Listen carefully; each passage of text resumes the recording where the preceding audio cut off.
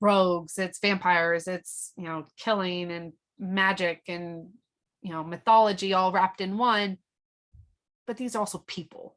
Yeah. Like they're also, yes, they may be half wolf, but they're still human to their core. Like they still have to have those same journeys that we would normally go through anyways. That's actually a really good part right there. So when it comes to like, I guess like not really necessarily even world building for that third question, but in terms of like number four, like, so would you say you start more with fantasy or romance, or so where do you exactly, where'd you start with this first story for Shadow Twilight? Like, did you start with the paranormal, the fantasy side, or did you just start with a character idea and then think, how am I going to put them into this, this fantasy setting? Where exactly did you start with the writing process there? Right. Yeah, I think that's a really good question because as we were just saying, Amelia was my first thought. My main character, she was my first initial breakthrough when it came to like, oh, I kind of want to write a werewolf story. Like I want to write a werewolf book. Amelia was my first thought. Who did I want her to be?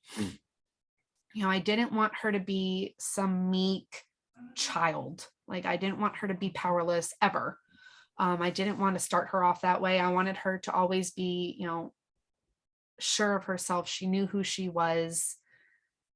And and not everyone may be like that, but there are some people in the world who are sure of themselves and who are, independent, but also she is independent to her core, but she's also not afraid to lean on those around her. Like she has her twin brother Damon, who has always been by her side. She has her dad, she has her pack, and that's a family. A pack dynamic is very tight, and there are those relationships where they're just instinctual almost. Yeah.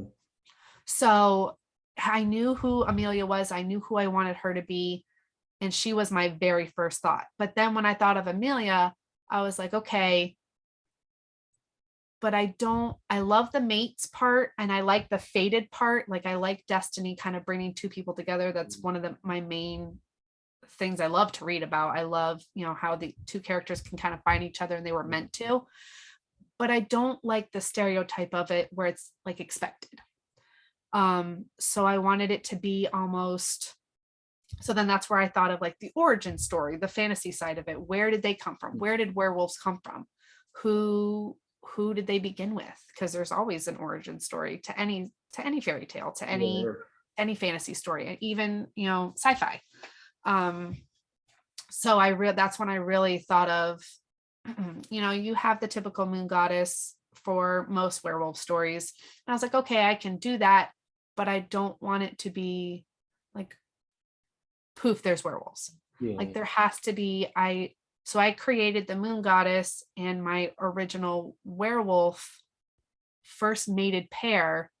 And the goddess saw this mated pair and was like, wow, this love is something special. And it's something, almost like she desired herself as a goddess and looking from above and looking from, outside in. And she rewarded them and made them werewolves and gave her tribe, created a pack, the first pack. So that's kind of how I went from there. And, she gifted them because she saw that their love was just, it was a 1 in a million. So that's kind of where I went from. And then I carried that on in Shadow of Twilight. Whereas, okay, now we're in, 2020, or I guess 2019 when I started writing. Feels like we're now in present day. And it's like, okay, they know their origin story, but now it's more of like a myth. Mates aren't really a thing. It's not like I see someone in mate. Like that's not really a thing. Not to say it hasn't happened. It's like once in a generation type thing. So it's not really believed like, Amelia's just going to walk out and find a stranger and be mated. She doesn't believe in that. She doesn't believe in true love. She doesn't want to be tied down. She wants to go do her own thing. She's the daughter of an alpha, but her brother is supposed to take over. So she's like, you can have that responsibility. I'm going to go and travel. Like she has her goals, but fate kicks her in the butt. And she literally does meet this guy. And she's like, fudge life. Like, no, this is not what I had planned. So that's kind of where Shadow of Twilight starts is, okay, she meets this guy, her plans are completely derailed. How do you handle that? Like, what, this is not what you had planned for yourself, not necessarily what you want, but rather than fight it and and refuse it, well, let's see where things could go. Obviously, as a pack, you do believe in certain things and you have certain expectations and you're raised a certain way to, with these stories, with these backgrounds. And so, okay, so obviously this happened for a reason. Let's find out why. And that's kind of where Amelia starts her journey. I just always find it interesting to ask people where they started with their concepts. Yeah, for me, it was a bit of a mix. Like I really did start with Amelia, but then the whole origins and the world building and the fantasy part of it really just kind of went tooth and nail. Like it just kind of all grew at once. And honestly, it's kind of funny because Amelia, who's my main character, her mate Gabriel was really like almost like a side piece for me. Like he wasn't even like my main focus. It was really just like I really wanted to focus on this girl, this woman, becoming a woman and finding out who she is amongst a situation she never thought she'd be in. Yeah. So that's really what I wanted to do. Yeah, it's very interesting. And I like how you explained it too. I just, because my friend and I were talking the day, and he was like, because him and I both, we're not big vampire guys. We really like werewolves though. And we were discussing, like werewolf stories that we liked and didn't like. And honestly, there's really not a whole lot of them out there, to be honest. And and I feel like with a lot of the werewolf, there is the stereotype of the smut. And granted, yes, I did put some smut in there. They're werewolves. They're predatory. They're, it is what it is. But there is that stereotype when it comes to werewolf. I feel like in my world, what I've seen is it's mostly like the sex part.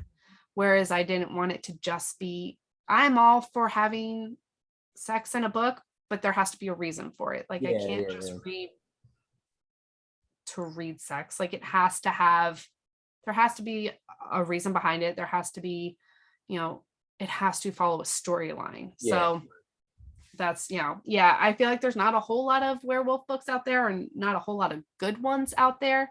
And the ones that are out there, again, have that stereotype kind of stuck to them. Yeah. And I have to say, like, I guess it wasn't necessarily the werewolf part or paranormal romance or anything. I think for me with like the Mercy Thompson books for a long time was like, I just wasn't a big fan of the covers because I kind of found them kind of personally smutty.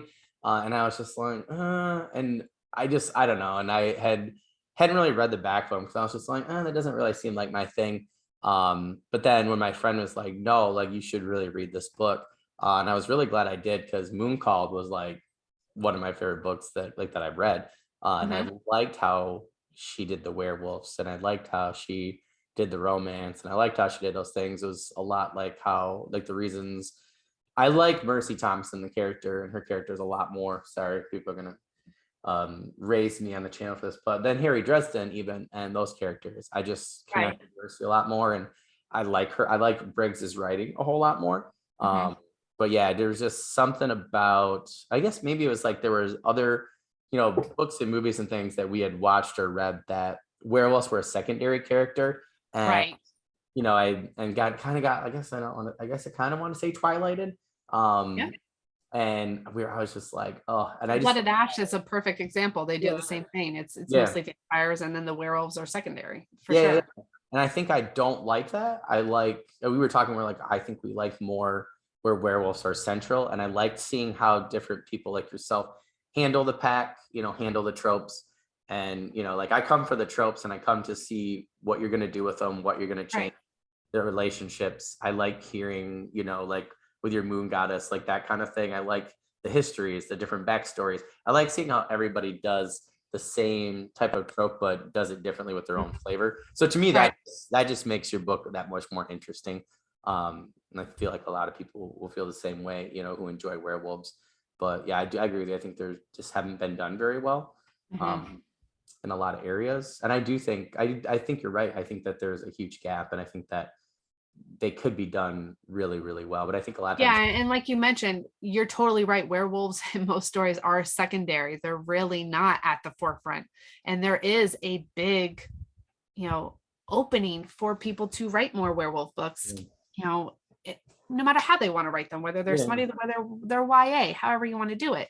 But yeah, you're totally right about that front. That's like I think the big trend right now is Fae. Like that's really, yeah. And I'm kind of really like, prominent right now. yeah, I'm kind of like, And okay, now it's almost to the point where it's getting overdone. I yeah, mean, I still enjoy it. I don't get me wrong. oh, I have yeah, Fae books covering my bookshelves right now, but I still love my witch books. I still love, yeah, got a couple vampire, not a whole lot. Magic is mostly my thing. I love like magic, magical kingdoms and that sort of stuff. yeah, But yeah, Fae is kind of prominent in the world right now. But yeah, werewolf is definitely not high on the list for yeah, sure. yeah.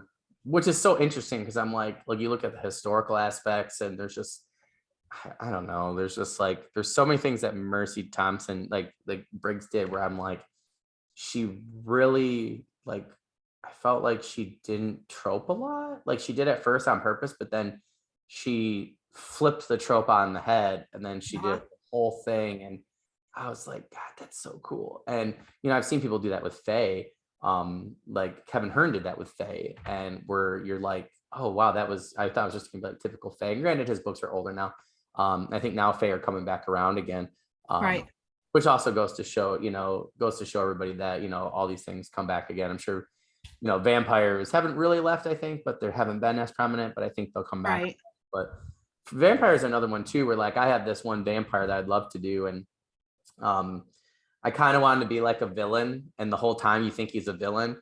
And there's like kind of like Hellboy, where they got the new guy coming in, and I want like a new human to come in, and then like he like for like a good part of the beginning of the book, so you don't lose the audience, is like because everybody needs to be redeemable, right? I want the Right. vampire to look like the vampire lord to look like he's just a total a-hole, but then when the human discovers that he's actually not an a-hole, and instead of Right. people, he's releasing them and helping them, Right. and kind of like an Underground Railroad scenario where he's like in the vampire world, and Yeah. then they have to like kind of go on the run, and you're like, but then you're like, wait, all of these scenarios that you thought he was eating people or killing people, he was actually saving them, so nobody knew. Right. And I'm like, I like those kinds of stories where people do with vampires, where it's like I like tropes, but I also like when people do new things. And like some people have done different things. Like I have elves in my fantasy world where it's like they're like half plant, half elf, and that's why they're really into nature. And they Okay. have some sort of like that's why they have druidic powers, is because they're like half plant. Like they have like chloroplast skin and stuff, and they don't really like need to eat anything other than Right. water and sunlight and stuff. But I know I like how you do your werewolves. To me, that just sounds more interesting. So Yeah. you're atypical. He just takes his shirt off and runs around furry. Oh Like my I'm God. like, come on, you have such a cool concept for a character. And I like some know. people, I'm just like, oh, and it's not just werewolves, it's like vampires too. And And like some I people get write the whole vampires so sex well. appeal to, to sex it up, but it's also like again, this is where I kind of go back into like it just has to be realistic for me. And I I just agree. don't Yeah. I don't see that happening. And I'm not saying like a 6'6" strapping man couldn't be a werewolf, Yeah. but not all of them need to look like that. Like, Yeah. Yeah. or not all of it's just again the stereotypes we come into. Yeah. Yeah. Don't get me wrong. My main character, Gabriel, I have some of it, but it's also like I don't want it to be just about I wasn't trying to focus solely on the looks. I wasn't trying to be like, oh, because he's a werewolf, he has to have this, he has to have, this gruff look, or he has to be just completely ripped. Okay, but what if he's thinner? What if he's not as built? What if Yeah. he's like, what if he's got all these other, hobbies or backgrounds? Or what if he's just, yeah, I wanted to make it more realistic. I Yeah. need that realism because it is set in present day. It's not in its own world. It doesn't have its own, you know, its own its own world. It's Yeah, it's in present day. It's in upstate New York. It's in Massachusetts. We're in Boston. Like it's in now. So it just has to have that. And I think that's where a lot of, and that's, one thing about fantasy is you can create your own rules. You can make your own. There are almost no limits to fantasy. yeah. Within reason. It has to make sense, of course, Yeah. but you are your own master. You can do whatever you want. But because I set it in present day, there are expectations. There are limits within present day as far as, personality, even politics, Yeah.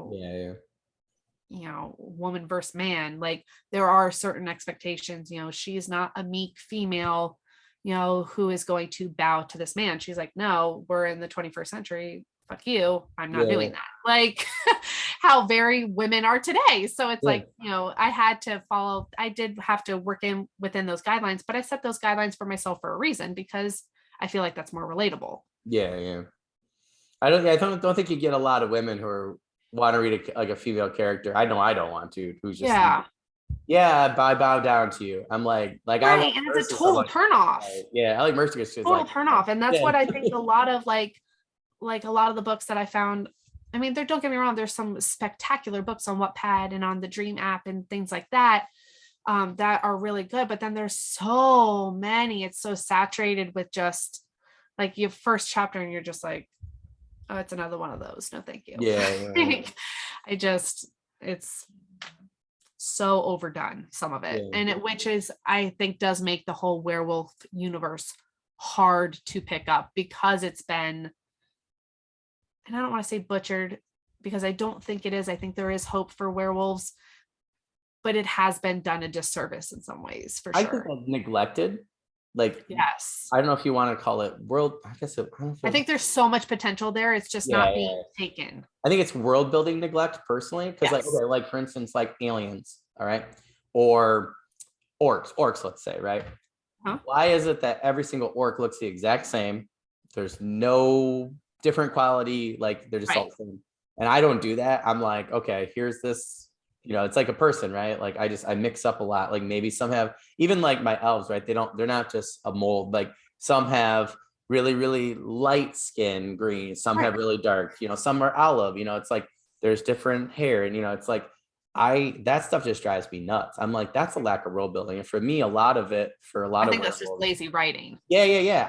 I'm like, seriously, I'm like, and I don't want to like call out someone, but it's like, you really couldn't think of anything else. Yeah. And I guess maybe some people are lazy, and some people do just want that quick read and that typical, like that mold that and I can understand that, and I can appreciate that. There are plenty of books out there where I'm just like, I already know how this is going to end, but I just need a mindless read at the moment. And those are fine. We all need those sometimes, and I'm not saying they're not good books, but it does kind of hurt like a species, or a certain book characters, like werewolves or orcs or elves or fae. And it's just like, where it is, that mold does kind of hurt it sometimes. Like now, I feel like, no offense and not to call anybody up, but like every fae now, I feel like new faes, like they're devious, they just want certain things. I'm like, I don't feel like that's great writing. I'm like, I want fae that are, that's why I like Kevin Hearn's, like, they're complicated, they're immortal, and they have these different servants and these different things, these different machinations. It's like, that actually fits more with their original mythology and history, versus just being devious towards humans and wanting to eat them or steal babies or whatever. I'm just like, well, it's the same thing as like, when you're taking an old idea and making it new. For like example, like I know I've already brought it up, A Court of Thorns and Roses by Sarah J. Maas.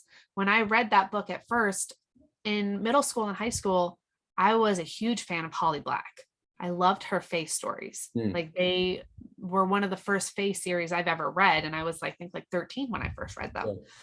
And the book Tith, I felt like was almost like word for word the last half of A Court of Thorns and Roses. And I was like reading A Court of Thorns and Roses, and I'm like, does she know Holly Black? Because this is like literally the same story. And so it's definitely like, I mean, granted, she did different things, but the concept was definitely Holly Black. And I could appreciate it, but I was also kind of felt a little gypped. I was like, I've read this before. Like, I kind of know how this is going to end. So yeah, you're right. The Fae series has kind of, it's getting definitely its own stereotype, and that happens, especially nowadays when we have all these platforms. We have, Kindle Unlimited, and we have Wattpad, and people can just post whatever they want, and it doesn't necessarily make it good writing. Yeah. I think that's definitely, there's definitely a difference with what we do kind of have to sift through nowadays. Yeah. Well, that's like, I was working on this one urban fantasy. Like, I kind of want to do like an Avengers Assemble sort of thing with like a few different trilogies, and then do like a own thing with like these different classes. And one I had was like a Valkyrie, and there was like, I was writing separately and like outlining, and then somebody came out with like a Valkyrie who did very similar things, and I was just like, okay, well, that's my bad for not getting my book out there. So Yeah. But I actually liked it because I saw how it worked and what didn't work, and I was like, okay, I like that they did that, but I'm like, I don't like that, and I was like, okay. So it kind of helped. But yeah, I was just like, and I know like Dirk Ashton talked about that with like, he had never read or watched American Gods, and then he did, and he was like, wow, this, like, he actually changed stuff for Paternus because of that reason. Is he was like, he had very similar things with like, I think how a few people were either fast traveling or some powers, and he was like, ooh, like, he almost had the same term for it without even knowing, and then he was reading a little bit and he went and like changed stuff. So I definitely agree with you there. It's like, sometimes I do think I've had that happen before too, where I'm like, do you guys just write the same book and just change a couple things? Yeah. Yeah, there are definitely some out there like that. Yeah. And it kind of brings me back to like my YA book that I started writing when I was 18.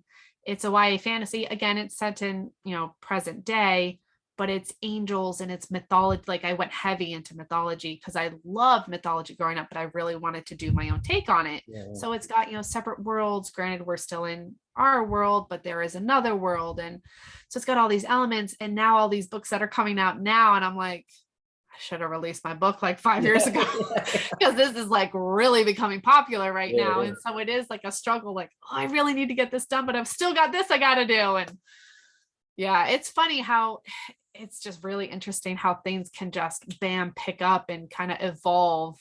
And I'm really excited to see where the writing community is going to go, just because there are so many amazing books that are coming out and have been published, and indie authors are so much bigger now than they ever have been, and it's really exciting. Yeah, well, that's why I'm doing this channel and podcast, because I'm like, people like yourself, I've had a lot of people where they're like, first trilogy, stuff like that, and I'm like, where are we going to be at in 5 years, and like, I want everybody to come back and do a year episode anniversary, where they're at. Yeah, just to see where they're at. Exciting. And then do like a 2 year. I think it'd be cool to do like up to 5 year.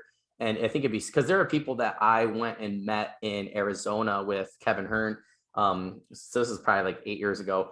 Brandon Sanderson was there. That was right before, I would say, like, I think that was when Way of Kings came out. I knew who he was and stuff, but it was like, he wasn't like as massive as he is today. And Patrick Rothfuss, like In the Name of the Wind, had just come out. And then there were other indie authors. Brian McCullen had his first Gunpowder Mage book out. That's the one really cool thing is with writing, you never know what book you write is literally going to take you off. It could be your first, it could be your 10th. Like Jennifer Armentrout, she's been publishing for years. And I feel like I never heard of her until From Blood and Ash, which is her most recent series. So it's like, and I've been an avid reader for my entire life. So it's like, you never really know what book it is that's going to take you off. It could be your first, it could be your 20th. Like, you have no clue. So yeah, it's really interesting how that works out for some people. Well, it's like I always say on here, like, I tell people, like, we're not the most popular, show, but like, I always say to people, like, you're one click away, like, we're one click away, you're one click away. And it really is one on Amazon, right? You're one click away from that one day where all of a sudden, like Will White talked about that, he just all of a sudden, blew up after like 17 days. They sold a couple hundred copies, and then it dipped, and then the next thing you know, it just boom, boom, boom. And then like Ice Planet Barbarians on TikTok, it was self-published. She blew up on TikTok, and now a publishing company picked her up, and now she's everywhere. So it's amazing how this community can just come together. Yep. And I don't even just mean authors, like just the reading community as Yeah, well, yeah. how they can just lift you up out of nowhere. It's really, it's kind of beautiful, honestly. Yeah, yeah. I just think it's cool because like that's how I was trying to.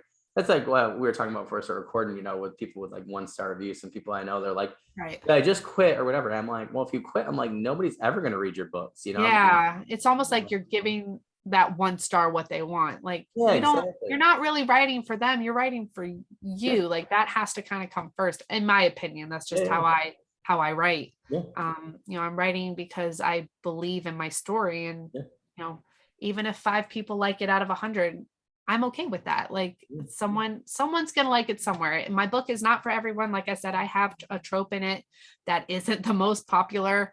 Um, but it's something that I enjoy and I like to read. So that's what I wanted to write it about. Yeah. Well, I think another thing too is like with George R. R. Martin, like he was what, like almost 30 years in before writing Game of Thrones. I mean, Right. and you look at probably gonna butcher his name again, but Adrian Tchaikovsky, and with Children of Time, it's like I was listening to him on a couple of I think it was on Wizards, Warriors, and Words on my recent trip back from Michigan, and it was like I went back to one of the old episodes with him to re-listen to it. And he said how, like, he had been in publishing and writing books for 15 years. And he thought, I'm going to write one more book. And if that doesn't sell, he's like, I'm just going to go get a real job or a day. Right. And he did it. And then he wrote Children of Time, bam, and then he's got a publishing contract, Yeah. and they've done the whole, trilogy or whatever's done really well. And it's like, I don't think a lot of people remember that J.K. Rowling was, rejected by, 12 publishers and was on food Yeah, a lot. 3 or 4 years, and Yeah. like if you quit, no one's going to ever read your book. So, And I and again, that comes back to the mindset of, today is that we're looking for instant gratification. yep. Yeah, and that's not really what, if that's your dream, you can't expect instant gratification. Yeah, And yeah. especially in this, industry, Yeah. it kind of is a tight niche. Like you Yeah. have to, it's not like a movie and it's not like a TV show that's blasted in your face everywhere. It's a book. You have to go out and find that book. Yeah. Yeah. Yeah. Like, so yeah, it can be difficult, but it is worth it if it's something you believe in, and you Yeah. really do have to have that perseverance and that dedication to it. And even self-publishing, like, I mean, you're your own publicist. Like you have to go out there and you have to put your work out there. So that's a whole nother beast in its own. But it really is, because like you said, if you give up, that's it. That's the end of it. No one's going to fight for you. Like you're going to fight for yourself. Yeah. And then I just think of how many authors I've talked to, like, like you got to think, right? Like there's one author who shall not be named, especially with how they treated women at different shows and things. So I don't talk about them anymore, but I have mentioned them a couple of times where it was like when I had met them at this conference and or at this book signing and stuff. And it was like, they blew up probably like 3 years ago and got huge publishing contracts, like started indie, blew up. And, there's people like that who, it's like, you might have to have, like you look at like somebody like Lindsay Broker, and it's like she's a personal hero of mine, with just like how, she was just like, I'm going to do this, I'm going to do it my way. And, obviously, she started indie publishing at a time where it was a lot different than today, but still, like, to have the dedication, these very unique ideas, and to be able to really like be one of those early explorers of indie publishing. And, now like she's, has all these books out and, is very successful, and it's like, I just think people forget, and she talks about all the time on, the Six Figures podcast that they do with Joel Allo. It's like, I just think people forget, like she says all the time, like you really have to have as an indie publisher, a pretty big backlog, like sometimes you might be on book 7 or 8, before you end up doing pretty well, with sales for a certain book. And then people go back, and find you. That's how I find a lot of people, and it can be your first or second book. And I just think people think it's going to be your first trilogy all the time. And a lot of people it is, but I said a lot more. You have to set realistic expectations for sure when you start. And I mean, so I'm not saying people don't get lucky and take off with their first one. And there are plenty of who do, but most don't. Yeah. And you really, I went into this completely understanding like I may not make anything until my 10th book. Yeah. Yeah. A lot of the time that is kind of how it works. Yep. And if I get picked up, I get picked up. And if it takes off, it takes off. It was meant to be, but that's not going to stop me from doing something that I love. Yeah. I think I think a lot of people talk about it on, I think the guys talk about a lot on Wizards, Warriors, and Words, with like Jed Hearn and those guys. I really like their podcast because they just talk about how like they just want to write and they just can't stop writing. And right. Rob J. Hayes talks about a lot. And I'm like, I get that, like I really want to finish this first book so I can then do the second, so I can do these other things. And it's like, I think if you don't like the writing process enough and love the self gratification, I don't think you're going to be very successful selling books. But the people that are and just enjoy the process, I think. And don't get me wrong, some people definitely just put books out there to put books out there, not because I mean, you'll have that anywhere and everywhere, but I think you're definitely onto something where you have to still have a love for it. If you don't love it, why should anyone else? Yeah. So it's like, no, I totally agree. I think it's just one of those things where it's like you either I just think you either enjoy it and you put more into it, or you're just going to do it. And I just think a lot of people that I know who just do it just to do it do become very stagnant. And I think the sales become stagnant. I feel like their writing almost becomes stale. Yeah. Redundant. Because they don't really want to do it. They're just trying to get it done. And you can tell, a reader can tell. Like, I mean, especially as a reader, we read between the lines. We are taught to read between the lines. So if we're reading it and we're just kind of like, did you really want to write this? Yeah. Or did someone force you to? Like, I'm really confused here. And there are some books that do read like that. Yeah. And I mean, I think, that's like I did have a friend recently who was like, he goes, I want to turn down a big traditional publishing contract. He goes, but what if it's for like he was writing this one series. He's like, I've already written 7. He was like, what are they going to do? Like, want me to write another 8? And he was like, I don't really know if I want to do that. And like, maybe if they wanted me to write like another 3 and buy the old ones and do whatever, he goes, but they're probably not going to do that.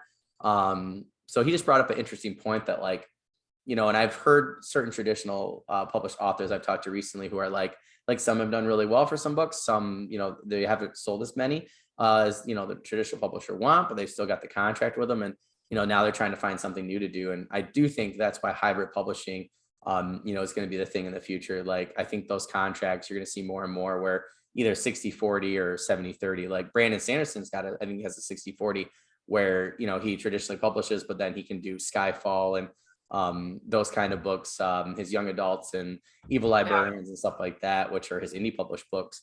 But I think that's definitely going to be the way of the future. Otherwise, it's like, why would you give somebody, all of your time and energy, and all of your rights? Yeah. And all your rights. And it's like, I just don't think I don't think it's going to be feasible. And then put you on it. I mean, granted, yes, you have to, at a certain point, you have to put yourself on a deadline too, in order to move forward. Yeah. But it's also like, but now you're under someone else's deadline that may not be all that. It may not be something you can accomplish given your life. Because I mean, at the end of the day, yes, we're writers, but we do have lives. That's like a lot of the time, like, I was writing full time when I could, but then, when I left my marriage and I moved home and I had to get a job. So it's been like a whole nother whirlwind trying to balance it all. It's been interesting. I'm still figuring it out. Yeah. Amen to that. I say it's interesting because there's like different authors I've talked to, like, and like have heard on podcasts, and like Will White's one where it's like he wasn't sure like how long the Cradle series was going to be, but he got to decide that. And like I was listening to Daniel B. Green's podcast, and I think it was like Steven Erickson. And Steven Erickson's like, he goes, I got this many more books to do for the publisher, and he's like, I really want to do something else. And I just think of some of these people. It's like they're really successful and have made a lot of money, but at the same time, they want their freedom back. And, I think it's just something for people to think about. Like, what are your long-term goals? Like, do you want more creativity with projects and your rights? Or, I'm not saying there's anything wrong with traditional publishing. And I think a lot of with traditional publishing, they want you to stay within one, not necessarily genre. Well, genre and age category. Like Yeah, if yeah. you started off as a YA author, oh, you can't deviate from that. Yeah, It's yeah, like, yeah, but I'm 30 something years old. I would like to write something a little more adult, or I would like to, I may be 30, but I want to write a YA. Like I don't need to have, I want to fade to black. I don't want to yeah. do explicit. Like there are, and that's the one cool thing about indie author. And, some people have different pen names for different things. Yeah, yeah. I think that's a pain in the butt and I'm not planning on doing that. Yeah, yeah. But yeah, I write adult or new adult, I guess it would be more classified as. That's Yeah, becoming more of a thing now. And I do have YA. I don't think every storyline needs to have the explicit nature. And I think it can be more sweet and more have that more intimate feel and a fade to black. yeah, yeah. Like YA is supposed to be.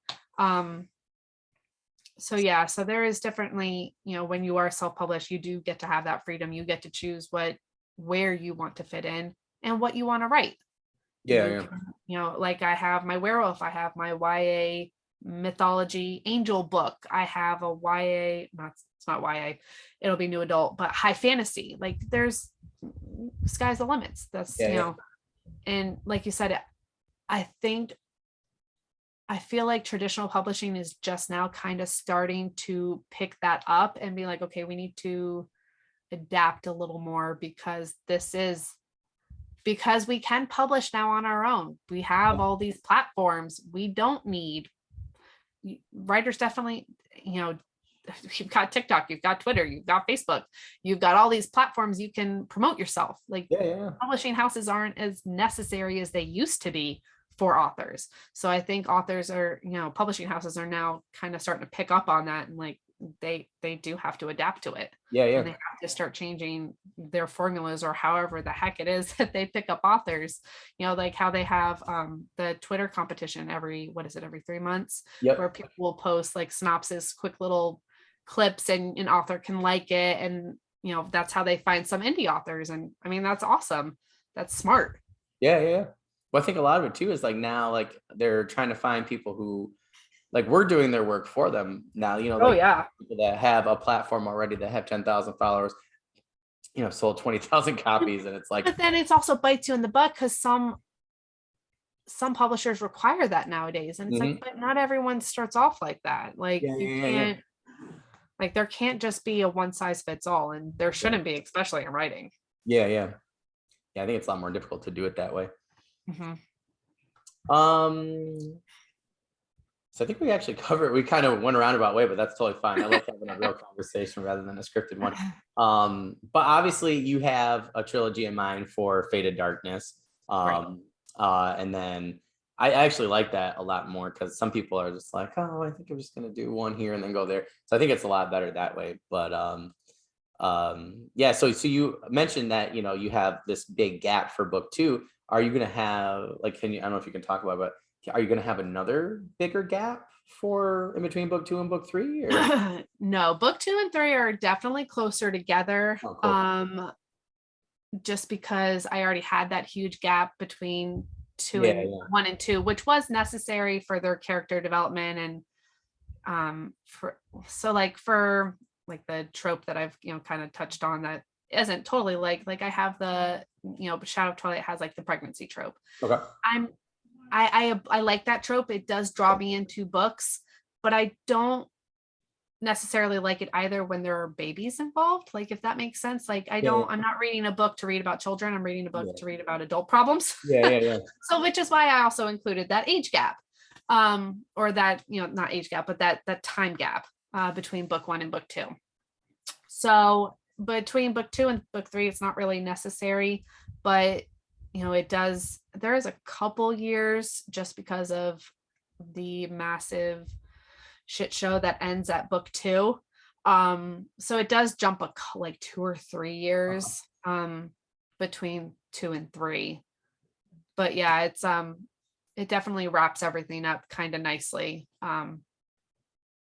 with everything that's kind of progressed through 1 and 2. Yeah, I just find it interesting, that you had the first gap, and I just was kind of curious last week, like like how exactly you were working out your trilogy when I had seen it read. So I just was kind of curious as you mentioned that today. So yeah, I was just kind of curious about that because I think some people are afraid of doing, gaps in between different books. And I feel like Right. everybody, it's like there's a year or two in between every single book. And I actually Oh, like that yours is well, more. there are some books that are like literally like leave right off as soon as Yeah, you yeah, end the yeah, yeah. book, which is cool too. But I just felt like with book two, because like I said, I was writing them one and two in tandem together. I Yeah, yeah. was back and forth between the two, and I'd be writing book one. I'm like, oh, that's a really good idea to include in book two, or to touch on later as a flashback or whatever. But I feel like that time gap, that 17-year gap between one and two, really gave me good opportunity because they were younger in book one. Like I said, they're 18 and 22 years old. They're still babies in a sense. Like they're still figuring life out. Like no one knows what the hell they want to do at 18. You don't even know what you want to do at 22. Like I'm still 30 and I'm still figuring my life out. Yeah. Like you're always growing and evolving. So I wanted, who they were in book one. I wanted to be able to show, yes, they've got this amazing connection, and yes, they're fated mates, and yes, they've got all this going on. But what happens in a 17-year gap? Now they have to deal with that together. Like they've both done all these things separately. Can they overcome those things and find their way back to each other? Like, is that possible? Is that realistic? Yeah. Like, and in Amelia's case for book two, for Dust to Dawn, she really goes through some trauma. Like she's been on her own. She's gone through all of these experiences, essentially on the run.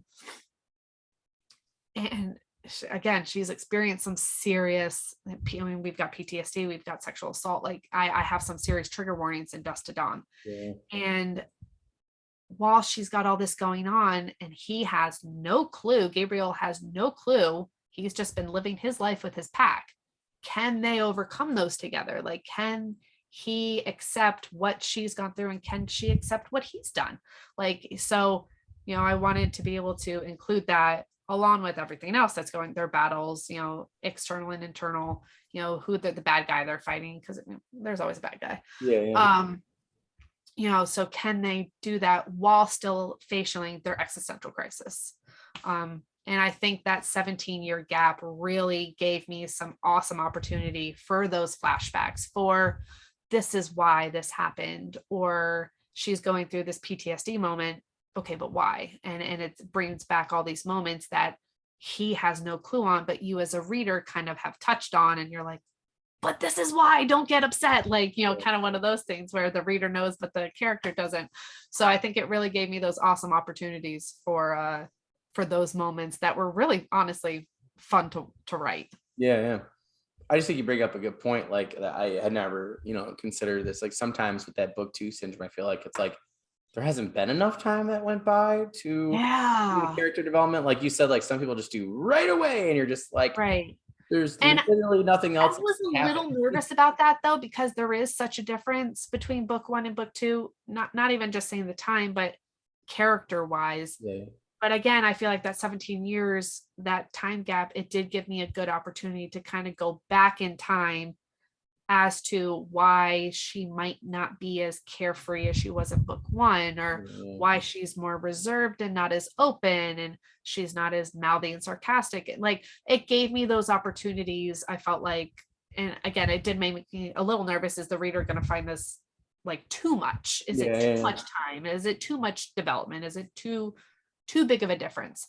But I think, and this is just from the feedback that I've gotten from like my beta readers and who have read it so far and have reached out to me, they did appreciate, or what they've told me is they have appreciated what they've gone through and how it really did like strengthen them, not just together, but as individuals.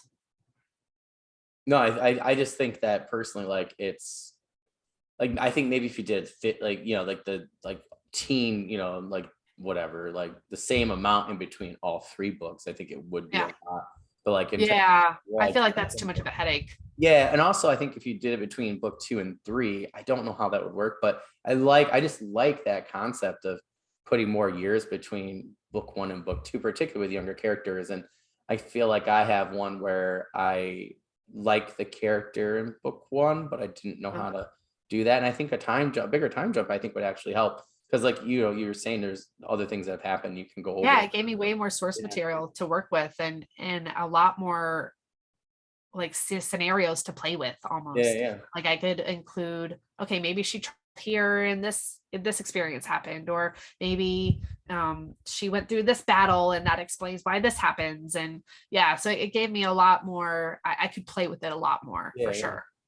No, I personally, I think that's a brilliant idea, and I just think it adds, particularly between book one and book two. I think a lot of people, again, not just going right from. And it's funny that you said that, because I never thought of like in terms of that's, you know, second book syndrome, because it's so true. Like sometimes you do read book one and it was awesome, and then you're book two and you're like, it kind of falls short of your expectations. You're like, well, because it usually goes. Well, what happened to all the anti here, and then it didn't come here, but then book three is really good, and you're just like, it's like, you're totally right about that. I've never thought in terms of that until you said that, but it's true. And yeah, I don't know what made me think. I honestly, it really is like the pregnancy trope that kind of made me do that time jump. But yeah, that is funny that you said that, because it's for a lot of, not every series, of course, but it is sometimes true. Well, I just think there's so many times where I think it honestly is. I just realized, like, I want to kind of analyze and go back now and ask people, but like I'm wondering if it's because a lot of book ones and book twos are so close apart that maybe I'm thinking maybe the ones that I can think of a couple of like ones where I'm like, I remember people being like, oh, it's, you know, like Harry Dresden, it's usually like 1 year or a year and a half or something. But some people have done, I've liked with book two where it's like 4 or 5 years, you know, or 10 years or something. Well, and that honestly reminds me of, I read it's actually right here, The Bridge Kingdom by Jensen, sorry. Book one, and it's she did her series literally flip-flopped. Her first book was more like the character development, the character storyline, where they came from, who they are now. And book two is like literally like action. Like you're like, oh my God, I'm gonna have a heart attack. Like that was like super. Book one was not slow, but it was definitely slower than a lot of first books are. Whereas book two was just like, I need a bottle of wine after this book. I mean, it was great. It was a great book, but it was just very fast paced. And there was definitely times where I had to pause and like, I need to reread this because I'm sure I missed something. So yeah, it is funny how some authors do change it up, but it's exciting because when you pick up a book, you never really know what the heck you're getting into. No matter what anyone says. But yeah, that is interesting how that happens. Yeah, for sure. Well, I think it's like series like John F. Flanagan's, like John Flanagan, his Ranger's Apprentice series, like the first one, there's like Ruins of Gorlan. And it's like, I do think a lot of series, they do that, right, with a lot of build up, and then there's action towards, you know, the middle or end. But then the next book, it's like there's usually a lot of action. So I like how you mentioned for those books, because that's actually a really good point that I hadn't considered before. And I always wonder, like with book one, like if that is what you should do, you know, just to get people involved in the characters and, you know, their plots and things, and then throw in some action. And then for book two, you know, kind of go like, maybe I always think of ways like how to compete with that second book syndrome. So maybe that is something to look at. Well, and I think nowadays it's so like, it's almost ingrained, because anytime, I mean, I don't know about anyone else, but like when I first started writing, you know, I was looking up, you know, how to write a storyline, how to follow a plot, like what certain aspects are expected, what to stay away from, like, and there's a lot of source material out there and articles and YouTube videos saying what you should and shouldn't do. And most of them do say you need to start it off right off the bat. Okay, but why? Why is that? Why is that 100% necessary? Like as far as Shadow of Twilight goes, my first chapter or the prologue is literally the mythology, the backstory. Like I wanted to start off, this is what my world is. This is why these characters think the way they do. And then we start into, granted, yeah, it does kind of start off a little bit, you know, right away, you know, she finds her mate, blah, blah, blah, and they go into it. But why is that always why does that have to be an author's go-to? Why does it have to start off with immediate action? Why can't we start off by getting to know who the character is and then some existential crisis happening to them? Like, you know what I mean? So and that is like literally the number one thing that everyone, it has to be attention grabbing. Yeah, it has to grab a reader's attention, but does it have to be so dramatic right away? Like so action packed right away? No, I don't think it does. Yeah. I always think of like Wanted, with like Angelina Jolie, where it's like that movie doesn't start off with action. Like you're literally, it's slow build for sure. And I like that. I think anything, right? Just depends. And then literally at the end of the movie, you're like, almost like mind fucked at it. Like you're like,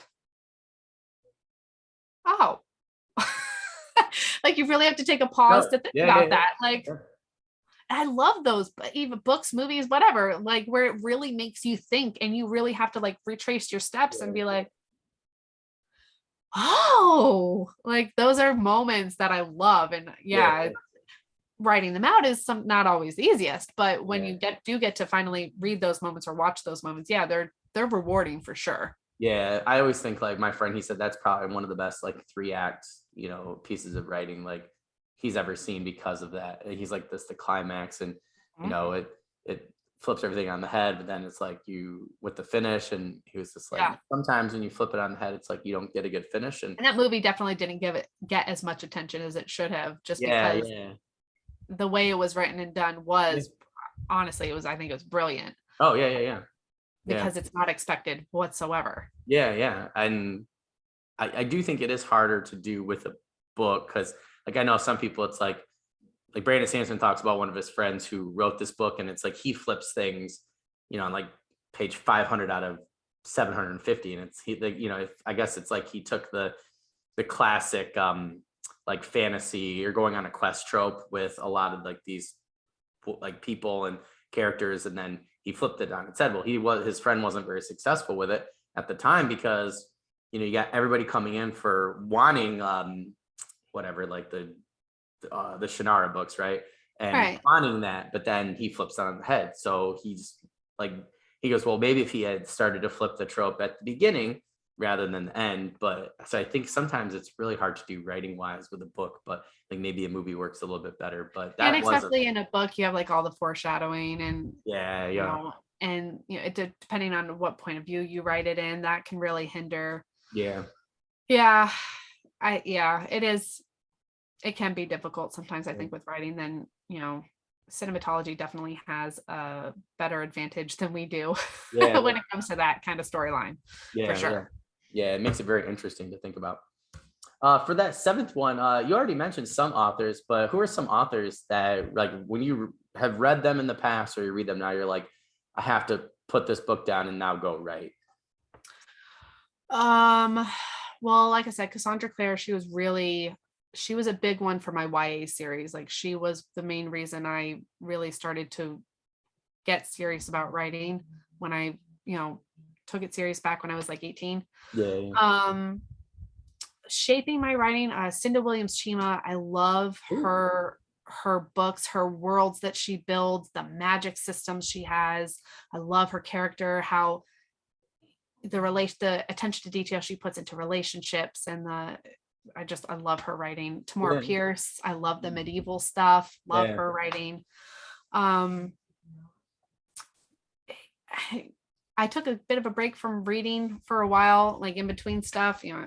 Having kids definitely puts a pause on some things. But those are probably the first ones. But as I've gone on, I've made a lot of friends in the writing community. Like I said, when I started on Wattpad, my first friend on Wattpad, her name was Wolfie. She's in Belgium. She was literally my rock when I was writing Shadow Twilight. Like, she was that person. I was bouncing off ideas, and she was writing her own. I don't know if I'd call it a werewolf series, more of a shifter series, because she's got other shifters in it.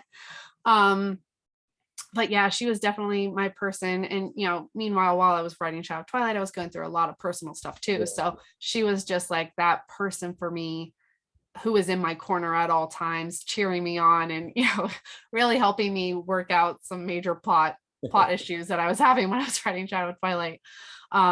But she's an amazing writer as well. And we definitely, there was definitely points in time where I would throw her a chapter, she'd throw me a chapter, and we're both like commenting on each other's like, no, you need this, no, you need that. So that was really fun. I know you've talked to Chloe. She's amazing. I've been friends with her for, God, I think it's been 2 years now. She was, again, one of the first people I met on Wattpad that we just kind of happened to cross paths with. I love her stories. She definitely is more of a Tamora Pierce writer in mind for me. Like, she definitely has more of that world building capability than I ever will. Like, her writing is just off the charts, and I love her to death.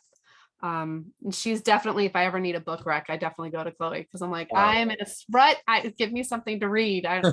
She's got it all. She's got all the book recs. She has some really good ones. I was like, she does. And I'll pick up a new book and I'll message her and I'll be like, did you read this? Yes. And she's like, yeah, yes. I'm like, well, what haven't you read? Like, come on. Yeah.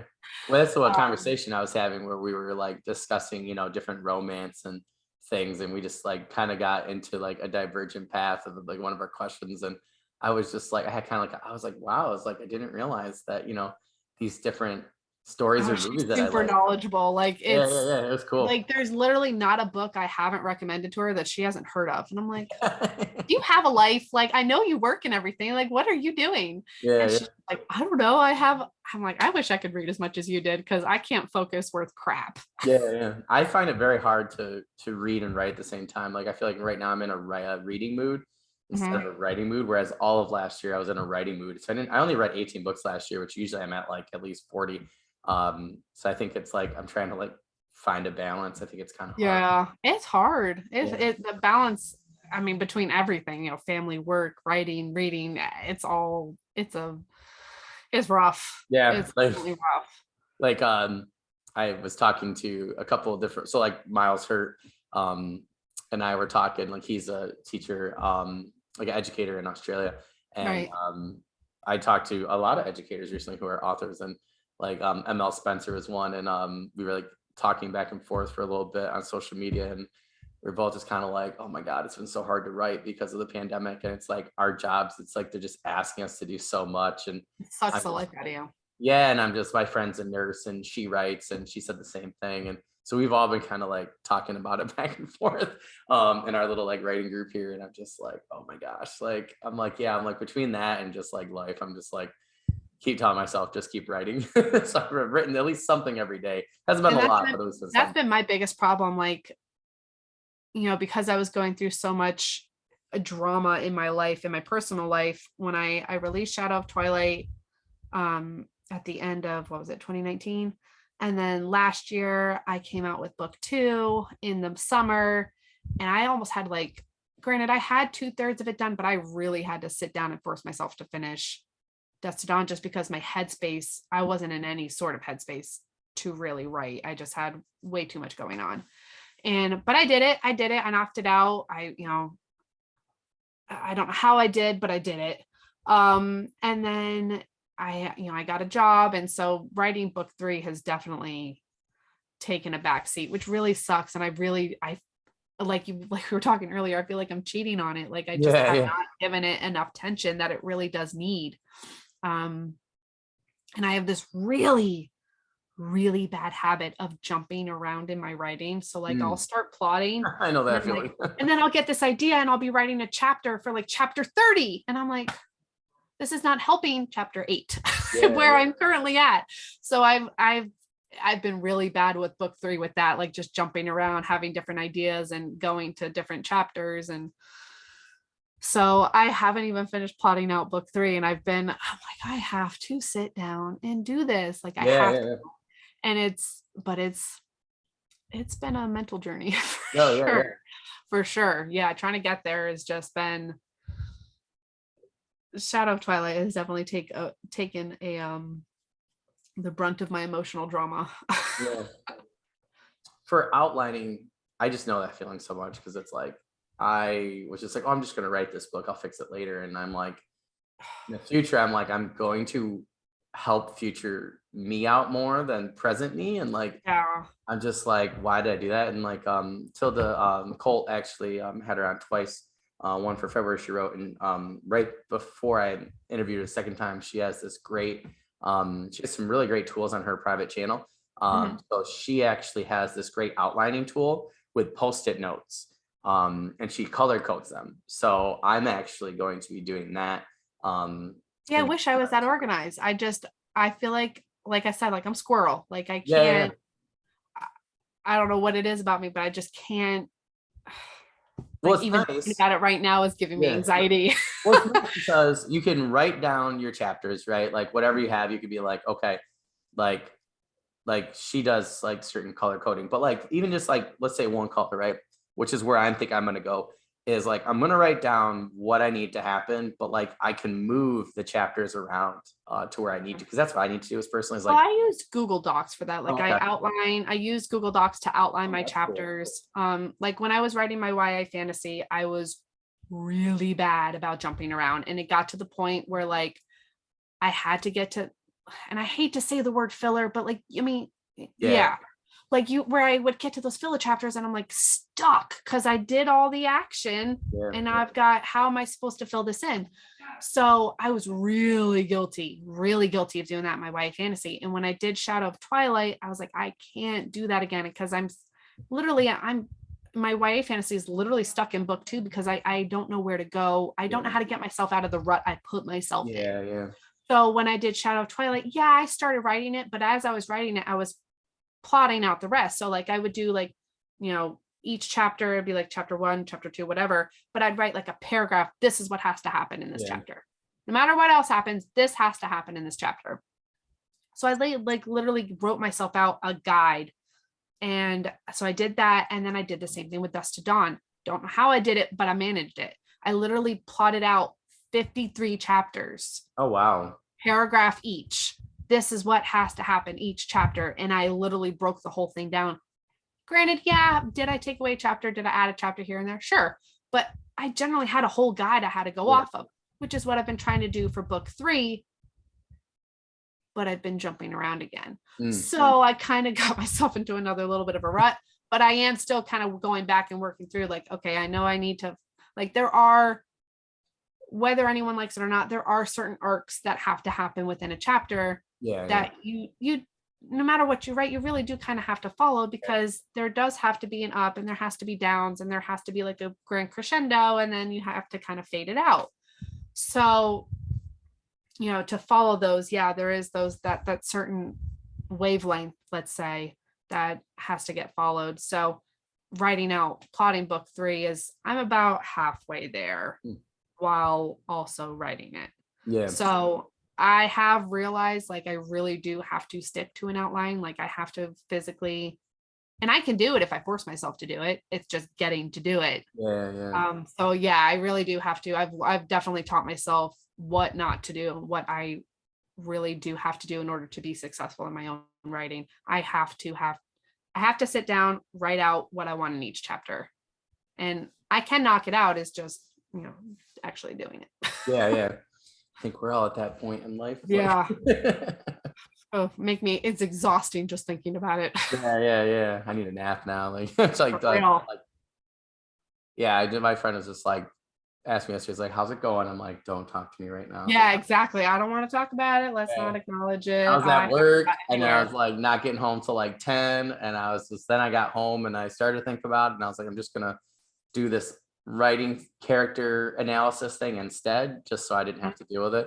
That's where I'm like, I talked to Michael Fletcher about it, and he was just like, just sit it down for a little bit and then, come back. So I think that's what I'm going to do the next couple of weeks. But I think when you get a certain point and you just like feel like a cat clawing up on like a bare wall, and you're sliding down, I think you just need to take a step back and relax, play a video game or watch TV or do something.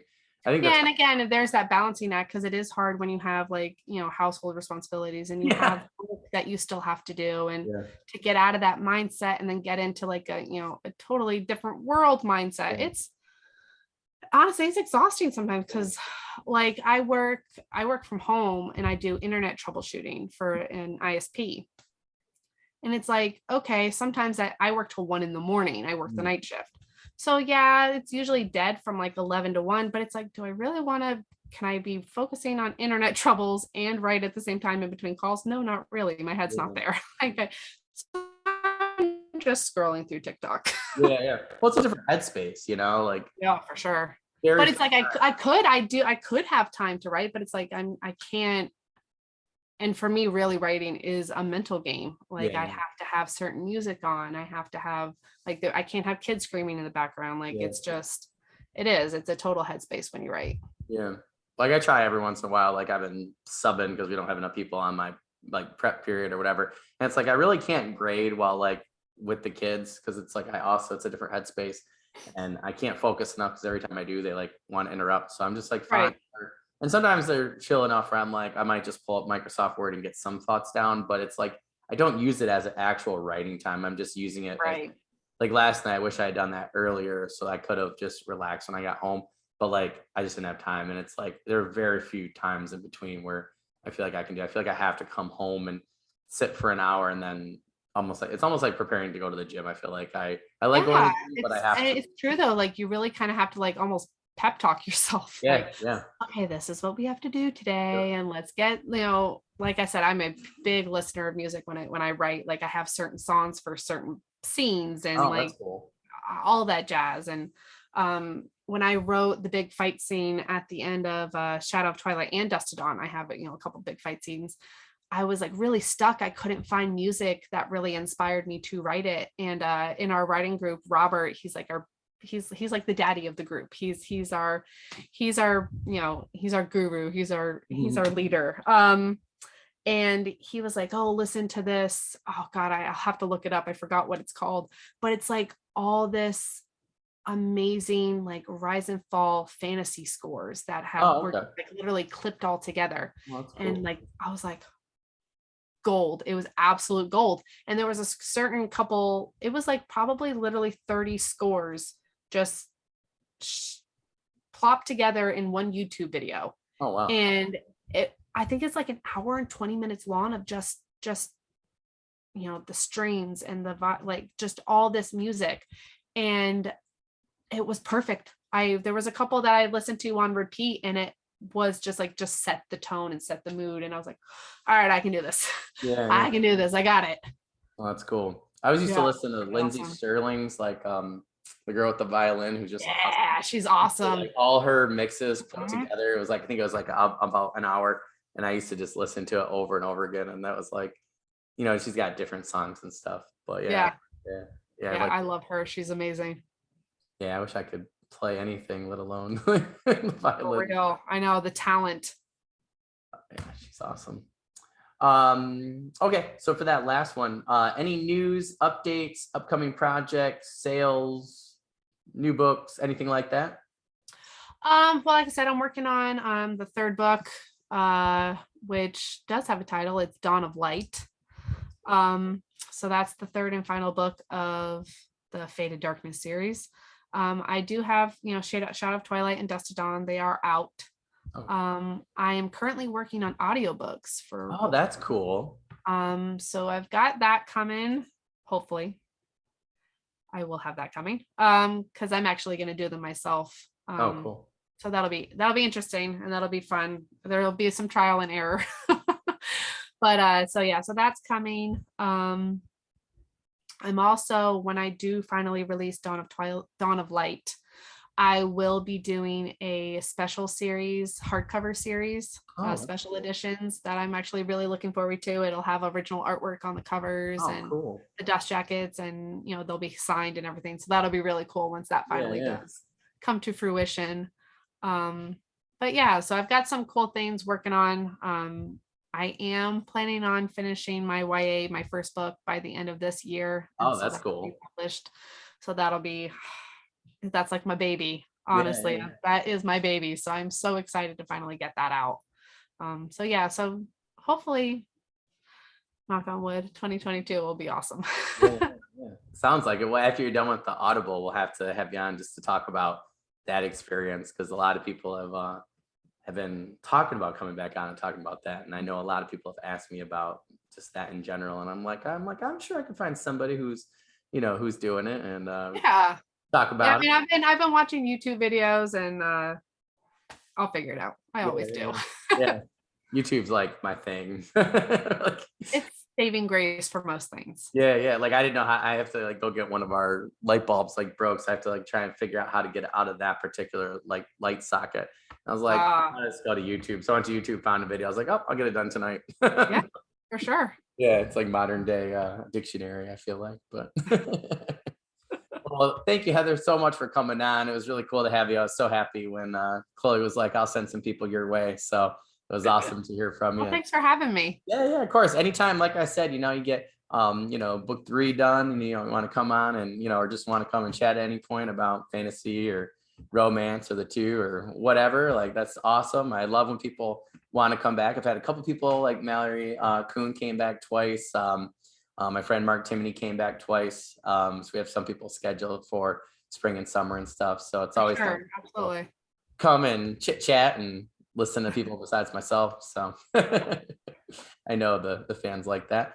Again, everybody for tuning in. Thank you so much for tuning in to Fantasy Sci-Fi Fanatics podcast. Again, this is going to be one of our episodes for February. She wrote, trying to highlight female authors within sci-fi, fantasy, paranormal, romance, horror, all that good jazz. So make sure you also check out the rest of these episodes, particularly for February. She wrote.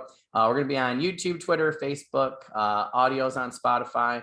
We will have the new website up and running by the time you guys are on here. So if you haven't taken a look at that, please go there and check out Heather's author profile on there. If you have any comments or questions or anything like that you want us to pass on to Heather, you can, again, as always, go to Scholars of Uma, that's UMA @gmail.com. And we'd be more than happy to pass along any comments. And, it's one of those things, right, where authors love when people are like, send questions or say, hey, I really like this character or this book. So Absolutely. yeah, it's awesome. Love the feedback. Yeah, exactly. Well, thank you again, Heather, for coming on. And, I look forward to, talking to you on social media. And like I said, hopefully we can have you back again really soon. Okay. Absolutely. Thank you. Yeah. Have a good rest of your day, and I'll talk to you later. Thanks. Bye. Bye.